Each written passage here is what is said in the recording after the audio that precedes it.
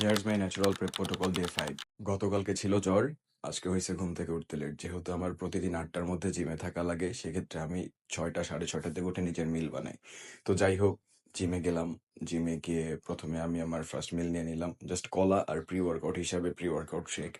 তারপর আমি আমার শোল্ডারের ওয়ার্কআউট শুরু করি। আজকে মূলত ট্রেন করি আমি আমার শোল্ডার আর বাইসেপ ট্রাইসেপ। তো শোল্ডারের জন্য ফার্স্টে আমি কিছুটা ওয়ার্ম আপ করে নিয়ে তারপর চলে গেলাম স্মিথ মেশিন শোল্ডার প্রেসে, যেখানে আমি 15টা করে 3 সেট দেই অ্যান্ড 3টা সেটেই আমি হেভি পুশ করা ট্রাই করি।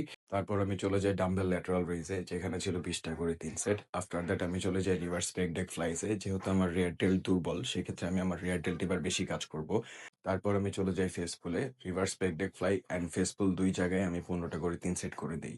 আফটার দ্যাট আমি চলে যাই বাইসেপসে। বাইসেপসের ফার্স্টে আমি ক্লোজ কেবল কার্ল দিই, তারপর আমি ওয়াইড গ্রিপ বারবেল কার্ল দিই অ্যান্ড লাস্টে দিই জুটম্যান কার্ল। তারপর আমি চলে যাই ট্রাইসেপসে। ট্রাইসেপসেরও আমি 3টা ওয়ার্কআউট করি। ফার্স্টটা ছিল ডাম্বেল ওভারহেড এক্সটেনশন, যেটা আমি 15টা করে 3 সেট দিই। তারপর ছিল reverse grip tricep push down, ওইটাতেও ছিল 15টা করে 3 সেট অ্যান্ড লাস্টে দিই single hand cable push down. আমার ওয়ার্কআউটগুলো ছিল খুবই বেসিক্স।